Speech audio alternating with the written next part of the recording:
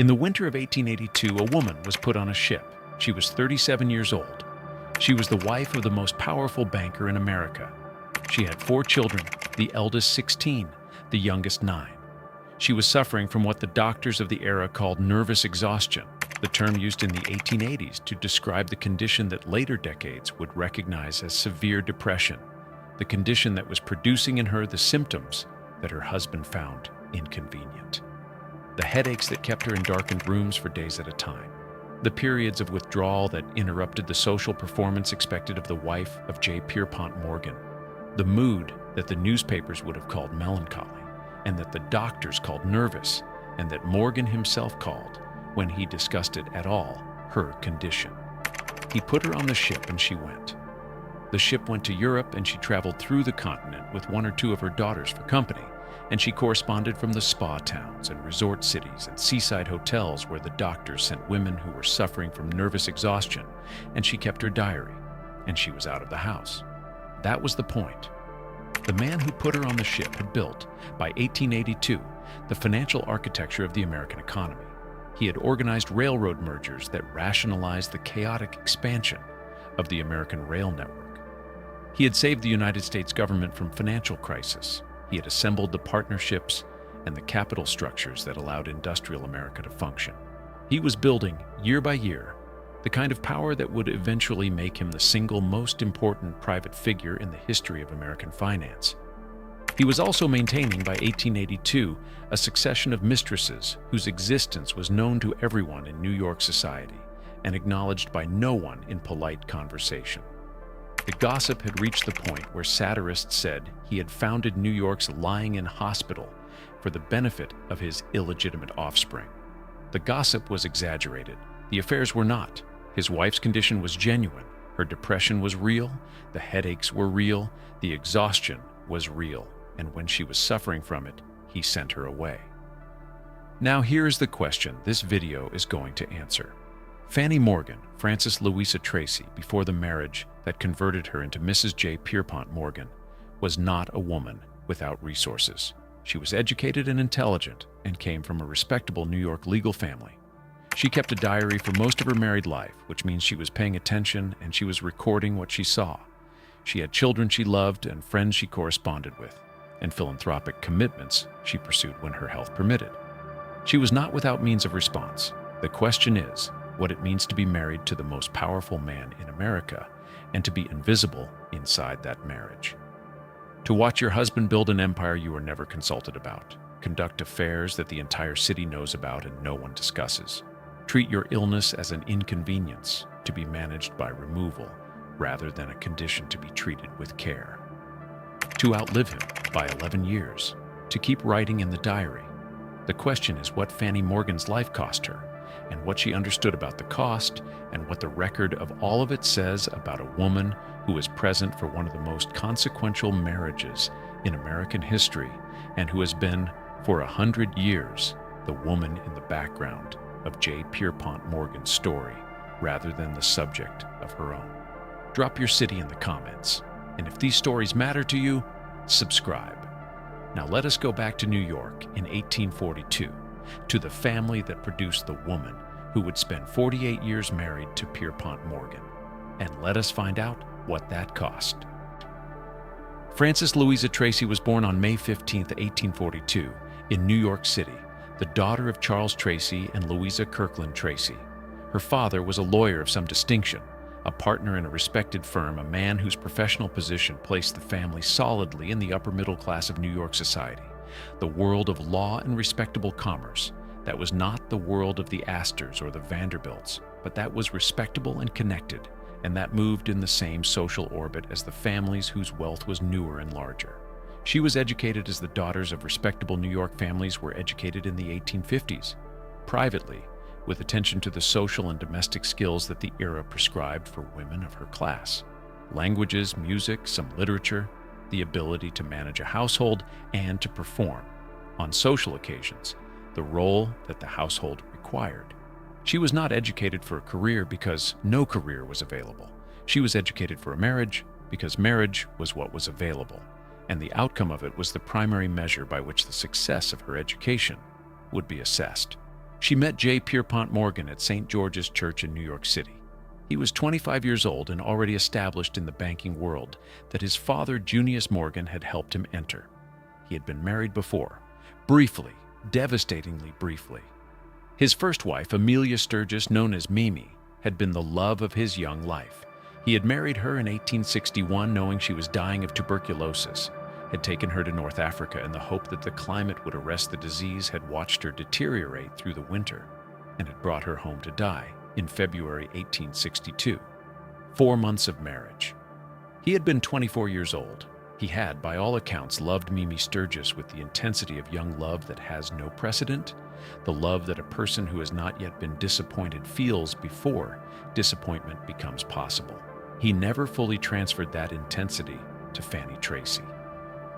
She married him on May 31st, 1865, 23 years old, 3 years after Mimi's death. The ceremony was at St. George's. She became Mrs. J. Pierpont Morgan. She gave birth to her first child, Louisa, less than 9.5 months after the wedding. Then Jack, then Juliet, then Anne. 4 children in 7 years. She had not yet understood what the marriage was. Amelia Sturgis had died in February of 1862 in a hotel room in Mentone on the French Riviera after 4 months of marriage. She had been 26 years old. Pierpont Morgan had been 24. He had known when he proposed to her that she was dying. The tuberculosis had been diagnosed before the engagement, and the decision to marry quickly and go south to the warmer climate of North Africa had been a decision made in the shadow of the prognosis rather than in defiance of it. He had nursed her through the final months. He had held her while she died. He had come home to New York and gone back to work, which was what he always did when the world became more than he wanted to face directly. The work absorbed the grief. The work was where he could exercise the intelligence and the will that private life did not require in the same way. The work went on even when other things did not. He met Fanny Tracy within 3 years of Mimi's death. He married her in 1865. The second marriage was proposed at his father Junius's urging. Junius understood that a man in the banking world needed a wife, needed the domestic infrastructure and the social position that a wife provided, and that his son's grief, however genuine, needed to be managed into something functional. Fanny was the something functional. This is not entirely fair to either of them. Morgan was not simply using Fanny. He had, by the accounts of those early years, genuine affection for her, and she for him. They were not incompatible in the obvious sense. They were incompatible in the sense of two people who wanted different things from the same domestic arrangement, and who discovered this gradually rather than immediately over the years of a marriage that produced 4 children before either of them had fully understood what the other was. But the ghost of Mimi Sturgis was present throughout. Pierpont Morgan kept a locket containing a miniature portrait of Mimi for the rest of his life. He had it with him when he died in Rome in 1913. 47 years after Mimi died, 5 decades after the 4-month marriage that had been the great love of his life, he was carrying her portrait. Fanny knew about the locket. The family knew about the locket. It was one of the open facts of the Morgan household, like the mistresses and the extended journeys, a thing that everyone knew, and that courtesy required to go unaddressed. She kept writing. What she wrote about the locket, if she wrote about it, has not been made public. What the presence of the locket meant to the woman who had lived in the shadow of the dead first wife for 48 years of marriage, who had been the adequate replacement for the irreplaceable, the living wife in a marriage whose emotional center had never fully moved from the dead one, can be inferred from the situation, if not from the record. She was not Mimi. She had known this from the beginning. She had perhaps not understood at 23 exactly what it meant to spend a life being not Mimi.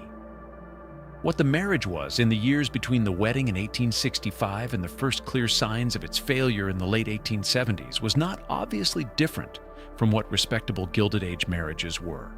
Morgan worked. This was a constant and overwhelming and defining fact of his life.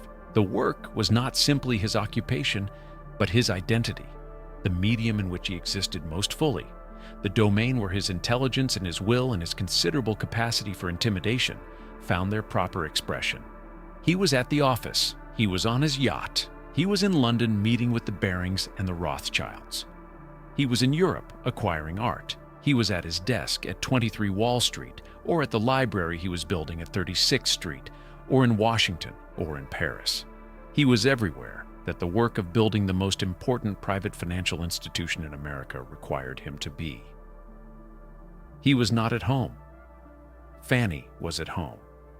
She managed the brownstone at 219 Madison Avenue that Morgan had built in 1882. She raised the 4 children. She attended the lectures and the operas and the philanthropic events that were the social obligations of a woman in her position. She corresponded with friends. She wrote. She and Morgan had, by the accounts of everyone who observed them together, almost nothing to say to each other. He never spoke to her about his business. She had no understanding of and no interest in the financial world that occupied all of his attention. They had been brought together by the social machinery of their class, and they inhabited the same house, and they ate at the same table, and they were photographed together on the occasions when photographs were taken of the Morgan family. And they were, inside that shared domestic space, strangers. The depression began early and deepened gradually.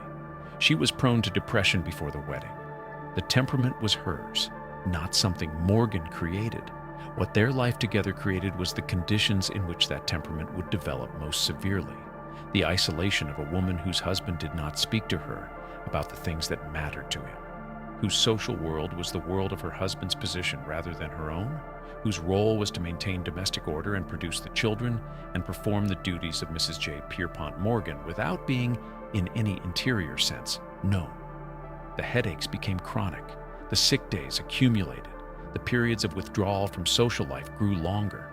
And Morgan, who was a man of enormous energy and forward motion and no particular talent for sitting with someone else's pain, responded to her suffering the way powerful men of his era responded to the suffering of their wives. He sent her to the doctors, and the doctors prescribed rest, and rest meant removal. The rest cure was the dominant treatment for nervous exhaustion in the 1880s and 1890s.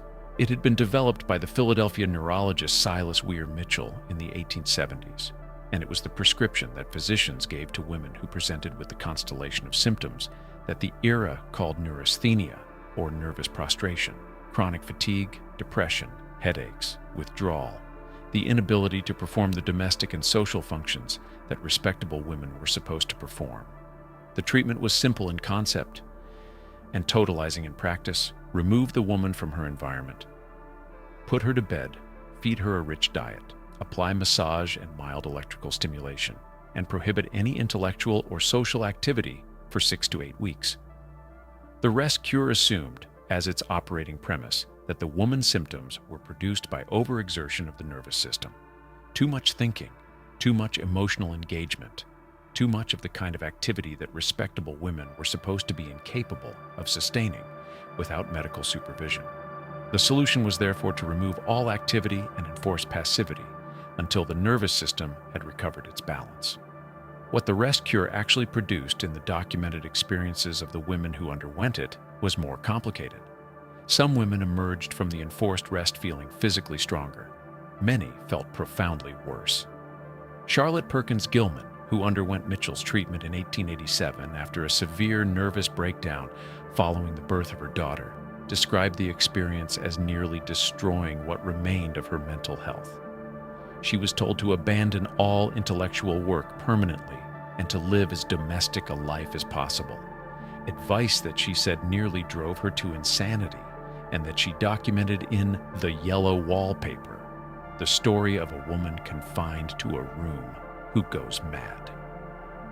Fanny Morgan underwent versions of this treatment, not always in Mitchell's formal program, but in the broader practice of sending ailing wives to spas and rest cures in Europe and the American countryside that constituted the era's management of women's nervous illness.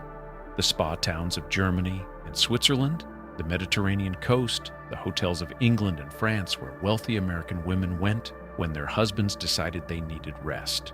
She went, she rested, she corresponded, she wrote. She came back, when she came back, to the house where nothing had changed. The mistresses were the fact that everything else in the marriage organized itself around, even as the mistresses were never directly acknowledged. Pierpont Morgan's affairs were not casual or concealed. They were the open secret of New York society, known to everyone, discussed in whispers, alluded to in the gossip columns that the social world consumed and denied consuming. He practiced what Gene Strauss, his definitive biographer, called serial monogamy outside his marriage. A succession of relationships with married women of his own social class, women who were in the social register, whose husbands were conveniently available as cover, and who understood the arrangement and its terms. The relationships were not brief. Adelaide Douglas, his last significant mistress, maintained a relationship with him that lasted decades. He eventually had Horace Trumbauer design and build a house for her on Park Avenue, around the corner from the Morgan Mansion on Madison Avenue, so that the journey from one to the other required only a short walk. The house was built a block from Fanny's house. The other women were similarly present. There was Edith Randolph, the wife of a cavalry officer. There was Mrs. William H. Marco. There was Constance Tower, who accompanied Morgan on his trips to Europe with the understanding of everyone in the party about the nature of her presence. The daughters who accompanied Morgan on his European travels served, in the language of the New York Social Diary's account of Anne Morgan's life, as official chaperones or beards, present to provide the appearance of propriety that the actual arrangements did not possess. Fanny knew. Society knew.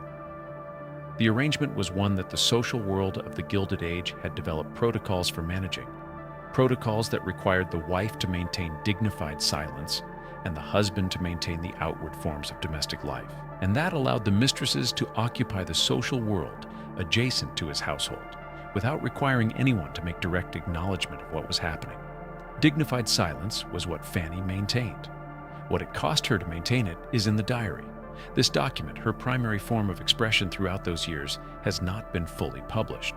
Gene Strauss drew on it for the 1999 biography of Morgan, and the encyclopedia entry on Fanny describes it as a key source. What comes through in the excerpts and references that have been made public is the portrait of a woman who was paying close attention to the life around her, and who was recording it with the accuracy of someone who understood that the record might be the only form of control available to her.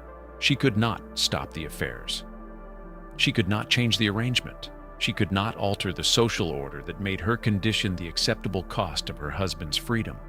She could write it down. Adelaide Douglas lived on Park Avenue. She had been Morgan's principal mistress for the final decades of his life. Gene Strauss places the relationship as the most sustained and important of his serial affairs, the one that most nearly constituted the emotional center of his private life in the years when his marriage to Fanny had become entirely nominal. She was in the social register. Her husband, William E. Douglas, was in the background in the way that the husbands of Morgan's mistresses were arranged to be, present enough to provide cover, absent enough not to interfere. Morgan was generous with her. He had Horace Trumbauer, the architect who had designed the mansion for James B. Duke on Fifth Avenue, design and build a house for her on Park Avenue between 37th and 38th Streets. A 6-story, 25-foot wide mansion of limestone and granite in the style of 18th century France. The house was a block from the Morgan Mansion on Madison Avenue, a block from Fanny. The proximity was not accidental and was not unnoticed. The social world of New York understood exactly what the Park Avenue house represented and exactly what the relationship between its resident and its financier was. The social world understood, and the social world maintained the protocols that required the understanding to remain unspoken in the presence of Fanny and in the pages of the newspapers that reported on the Morgan family's public movements. This was the specific cruelty of the arrangement. Not that it was secret, which it was not, but that the social rules required the wronged party to maintain the pretense that there was nothing to acknowledge. Fanny could not speak about the Adelaide Douglas house. She could not address the mistresses in any public forum. She could not make the complaint that any ordinary person might make, because the social position that was the defining fact of her life required her silence as the price of the position. She maintained the silence. The pages absorbed what the silence could not. The home at 219 Madison Avenue, and later Craigston, the Morgan country estate on the Hudson River near Highland Falls, was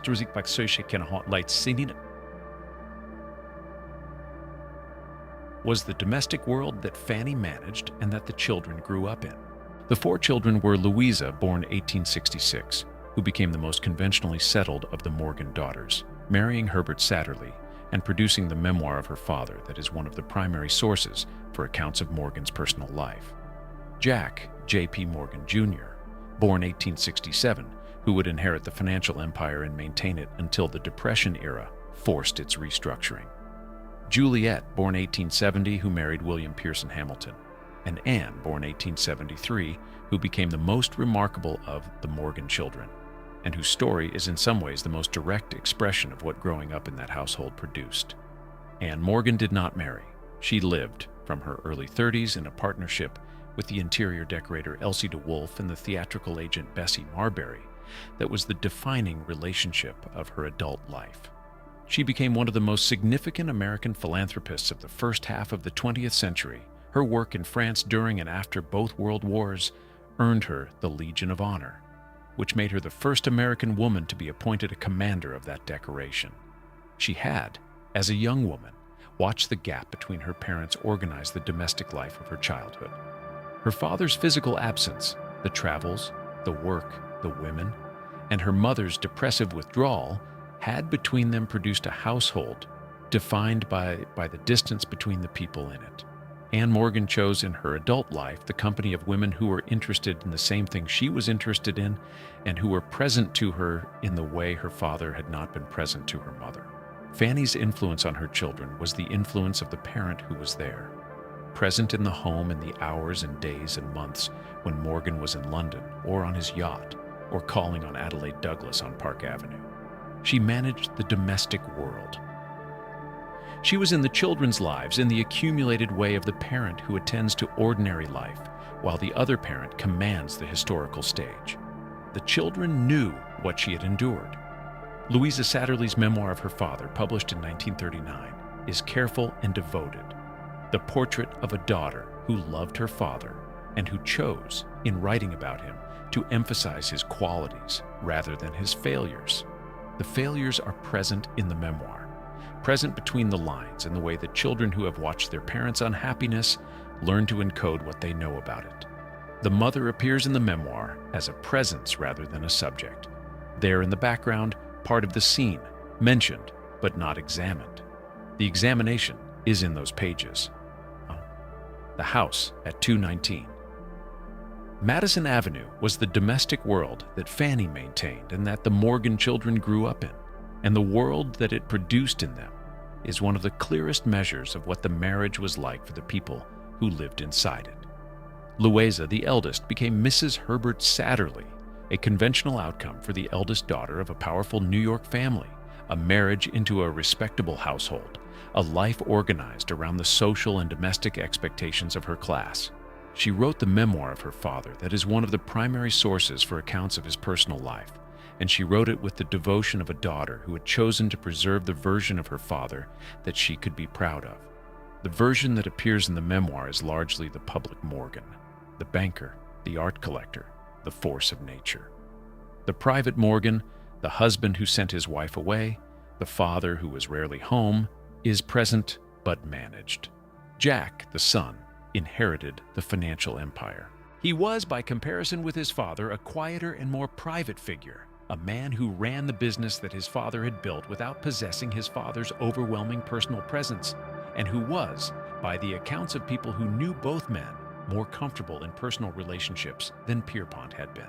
He served on boards, maintained the family's financial position through the difficult decades of the early 20th century, and was involved in a bombing attempt in 1920, a Wall Street explosion that killed 38 people and injured hundreds, that left him physically and psychologically shaken in ways that the rest of his life was shaped by.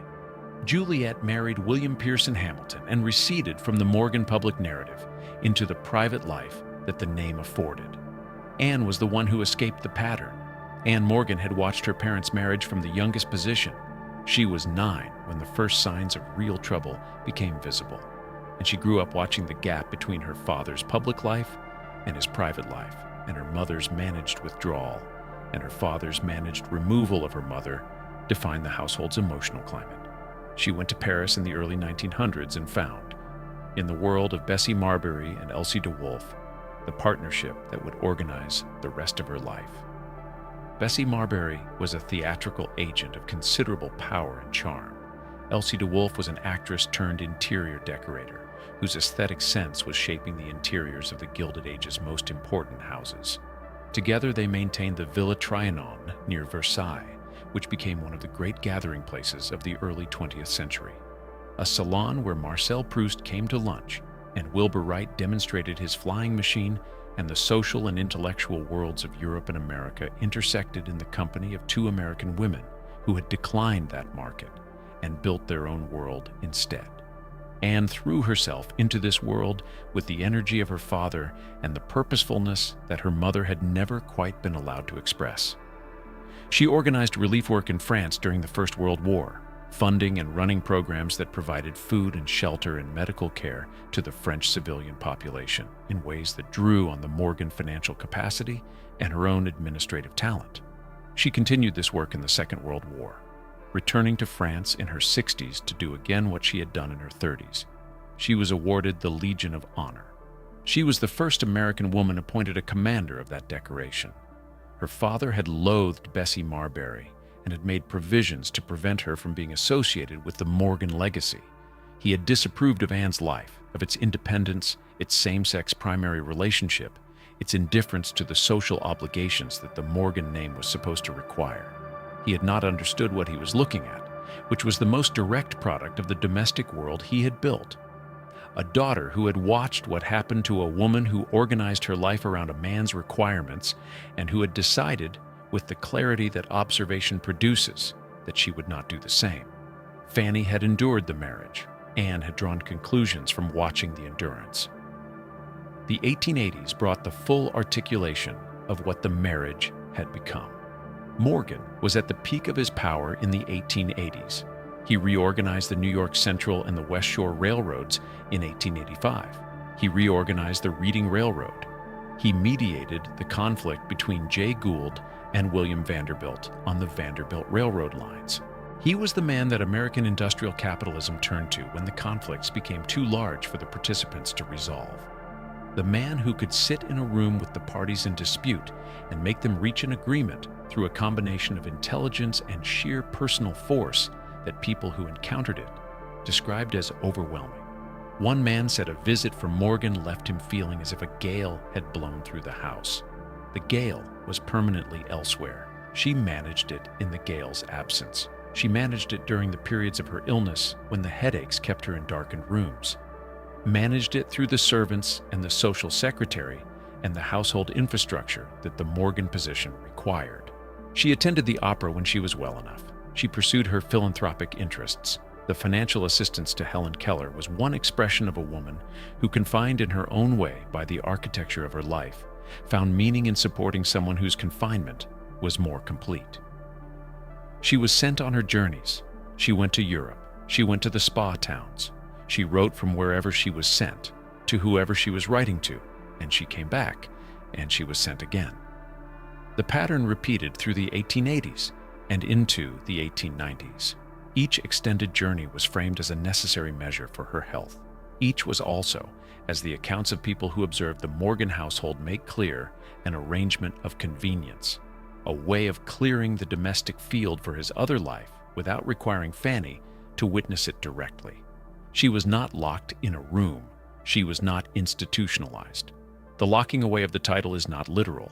It is the locking away of a woman's life inside the arrangements of a marriage that had no room for her health or her mind or her testimony, inside the social conventions of an era that made her disappearance into extended rest cures and spa journeys and darkened rooms the appropriate response to the inconvenience of her suffering. She was locked away in plain sight. In the Madison Avenue brownstone when she was well enough to be there, and in the hotels of Europe when she was not, and in the diary that nobody published and that the biography draws on in footnotes and the encyclopedia entry summarizes in 2 paragraphs. The locking was quiet. The quiet was the lock. The panic of 1907 is the moment in Pierpont Morgan's career that most completely illustrates both his power and the distance between his public life and the domestic world that Fanny maintained. In October 1907, the failure of a copper speculation attempt cascaded through the New York financial system into a full banking crisis. The Knickerbocker Trust Company, the mistresses, one of the largest trust companies in New York, was on the verge of collapse. Other trusts were following. The stock exchange was threatening to close. The United States government, in the era before the Federal Reserve existed, had no mechanism to inject liquidity into the system quickly enough to stop the cascade. Morgan was 70 years old. He was in his library at 36th Street, surrounded by the books and manuscripts and artworks that had become his primary preoccupation.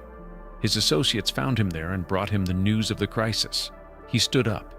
He convened meetings at the library, the paneled rooms filled with medieval manuscripts and ancient coins and music scores in Mozart's own hand became, for 3 weeks in October and November of 1907, the emergency room of the American financial system. Bankers and government officials came to him. He analyzed the institutions in trouble, deciding which could be saved and which should be allowed to fail. He organized the pledging of funds by the major financial houses. He kept the stock exchange open when it was about to close by arranging a loan within 15 minutes. He personally calmed runs on trust companies by making clear that their deposits were secure. He saved the system. The night of the most critical decision, when a group of leading bankers were gathered in the library debating whether to pledge the funds necessary to save the trust companies, Morgan sat in the corner playing solitaire. He played solitaire while the debates went on. When the debates had exhausted themselves without resolution, he produced the agreement that the bankers had been unable to reach themselves and told them they were going to sign it. They signed. He had organized the rescue of the American financial system in 3 weeks at the age of 70, playing solitaire in a library filled with medieval manuscripts. Fanny was, during this crisis, at home on Madison Avenue. Whether she understood fully what was happening 1 block away in the library, in the room where her husband was holding the financial system together by personal force, the accounts do not say. What they say is that Morgan's family saw little of him during these weeks, that he was at the library until late each night, that the pressure of the crisis was visible in him when he emerged from it. She was in the house. He was in the library. The library was 1 block away. This was the geography of their life together, adjacent, separated, divided by 1 city block and 48 years of a marriage that had never found its shared center. The question of what Fanny Tracy Morgan understood about her own life is the question that the unpublished record might answer. Gene Strauss's use of it in the Morgan biography gives glimpses. It was described as a wonderful, useful source, the kind of document that a biographer finds invaluable because it gives the texture of daily life that official records and public accounts do not provide. What comes through in the references is a woman who was paying attention, who observed the people and events around her with the precision of someone who was not going to be allowed to comment on them directly, and who had found, in its pages, the space for commentary that life did not provide. She observed her husband. She observed the social world he moved through. She observed the children. She observed, presumably, the patterns of removal that organized the later years of her married life, the extended journeys, the spa towns, the periods of managed absence from it that allowed his other life to proceed without the inconvenience of the wife's presence. She observed all of this and she wrote it down. The writing was the form of agency available to her, not the public kind. She was not Charlotte Perkins Gilman writing furious manifestos about the rest cure. She was not one of the women who found in the experience of the Gilded Age marriage the material for public argument. She was Mrs. J. Pierpont Morgan, and the social position that defined her existence required certain silences that she maintained. The diary was the private form of the public silence. She was 82 years old when she died. She had kept it, by the accounts of those who have seen it, for most of her adult life. That is perhaps 60 years of daily observation and private commentary. 60 years of one woman's record of what it was like to be the wife in the background of the most powerful marriage in American finance. The diary has not been published. It is in the Morgan Library. the institution that her husband built, the institution that bears his name, the institution that sits on the block where the house she lived in stood. She is in the collection. He is on the building. The collection is the fuller record. The question of what Fanny Morgan's suffering was precisely is a question that the historical record raises and cannot fully answer. The language of the 1880s and 1890s, nervous exhaustion, neurasthenia, nervous prostration, was not a precise diagnostic vocabulary. It was a catch-all term for the constellation of symptoms that respectable women of the era presented when the conditions of their lives produced what we would now recognize as depression, anxiety, and the physiological expressions of chronic psychological distress. The headaches were real. The fatigue was real. The withdrawal was real. Whether these symptoms constituted what the title calls losing her mind is a question that the evidence does not cleanly support. What the evidence supports is this: a woman in chronic psychological distress living in conditions, social isolation, marital abandonment, the requirement to perform contentment in circumstances that were not content-producing, that would produce such distress in almost any person, who was treated for her distress by a combination of medical removal and domestic arrangement that served her husband's interests considerably more than her own. She was not locked in a room. She was not reduced to the condition of Bertha Mason in Jane Eyre, the madwoman in the attic, the first wife hidden upstairs while the husband pursued the second wife. She retained her diary and her correspondence and her children and her philanthropic commitments. She was not, by the clinical definition that the era or our own would apply, insane. But the locking away the title describes was real in its essential truth, if not in its literal meaning. She was locked away from the life she might have had. She was locked away from a husband who had decided that her suffering was a management problem rather than a moral obligation. She was locked away from the public world that Morgan inhabited, the world of finance and power and historical consequence, by the social architecture of an era that made women's lives the background of men's achievements. The diary was the escape from the locking. The writing was the way out of the room that was not literally a room, but was the marriage, the era, the role, the position of being the woman in the background of J. Pierpont Morgan's story. She wrote her way out of it page by page, year by year, for most of her life. The escape was not into freedom. It was into the record, into the footnotes of the biography, into the 2 paragraphs of the encyclopedia entry, into this video 100 years after her death, which is trying to do what her writing was trying to do, to make visible the person who was present for all of it and who kept the account of what it was actually like. When Pierpont Morgan died in Rome in March of 1913, he left an estate appraised at approximately $100 million. His son Jack, who was in New York when the news arrived, was asked whether he understood the size of the estate that he was inheriting. Jack's response has been quoted in multiple accounts. He said that his father had not, in fact, been a rich man, that the collection alone had nearly consumed the fortune, and that the financier, who had looked like the richest man in America, had been in the accounting, a man whose expenditure on art had kept pace with his income from finance. John D. Rockefeller, when told of Morgan's $100 million estate, reportedly said, "And to think he wasn't even a rich man." Rockefeller's fortune was estimated at $900 million. Morgan's $100 million beside it looked modest. What Rockefeller's observation captured was the gap between Morgan's power and Morgan's wealth. The fact that the man who had controlled the financial architecture of the American economy had done so primarily through the force of his personality and his relationships rather than through the sheer size of his personal fortune. His power was real. The money, relative to the power, was almost incidental. Fanny received her provisions from the will. The children received their bequests. The estate was divided, the debts were paid, and the world moved on to the next set of crises that would require attention. She lived 11 more years. She attended the opera when she was well enough. She pursued her philanthropic work. She watched Anne become the person that the Morgan household had produced, the woman who had drawn the most direct conclusions from what she had observed in childhood about what a woman's life could be. She continued writing.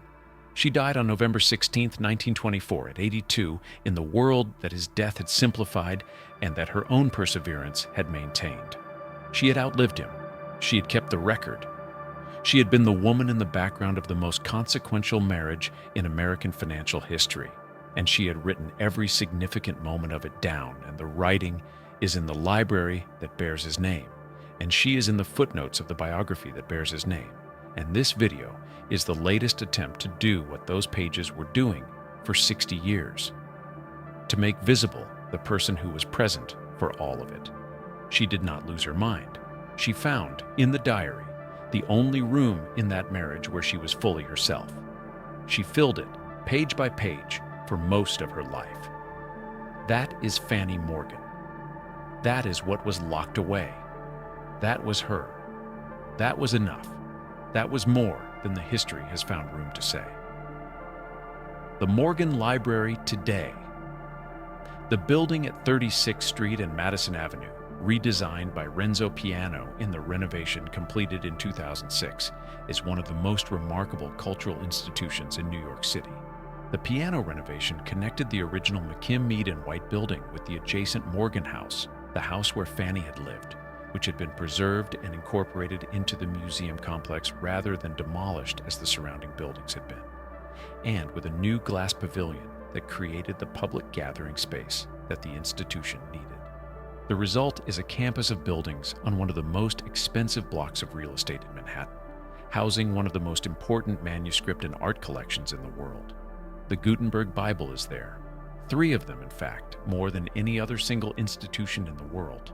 The Morgan has 3 of the 49 surviving copies: the medieval illuminated manuscripts, the music autographs, the handwritten scores of Bach's cantatas and Mozart's symphonies and Beethoven's letters and Schubert's songs, the literary manuscripts, Dickens, Thoreau, Keats, the ancient artifacts, the collection of prints and drawings, the collection that Morgan assembled mostly in the final 2 decades of his life, when the acquisition of art had become the primary expression of the accumulative drive that had earlier expressed itself in corporate acquisitions and railroad reorganizations. It is extraordinary. The building that houses it is extraordinary. The scholarly programs it supports are extraordinary. It is, in the full and complicated sense of the word, Morgan's monument. His name is on it, his taste organized it, his money built it and maintains it. Adjacent to it is the Morgan House, the McKim, Mead & White brownstone that is now part of the museum complex, the building where Fanny raised 4 children and managed the home and kept the diary and spent the darkened days in the rooms where the headaches kept her. The house is part of the museum now. She is part of the museum now in the way that the places where people lived become eventually the containers of their memory. The building has his name. The house has her years. J. Pierpont Morgan, the nose, the ships, the art, the banking, is one of the most documented figures in American history. There are multiple biographies. There is the Morgan Library with his collection and his papers. There are the accounts of the people who did business with him and who were intimidated by him and who admired him and feared him. There is the Senate Banking Committee testimony from 1912, the Pujo Committee hearings, in which senators attempted to interrogate the structure of the money trust that Morgan had assembled, and in which Morgan sat across the table from the senators and answered their questions with the composure of a man who knew that the money was his and the oversight was temporary. There is Gene Strauss's 1999 biography, which is the definitive account, and which took 12 years to write and which drew on the private papers, including Fanny's diary, and which produced the most complete picture of Morgan's life available. In that picture, Fanny Morgan appears. She appears as the wife whose depression provided the occasion for the extended journeys that removed her from the domestic scene.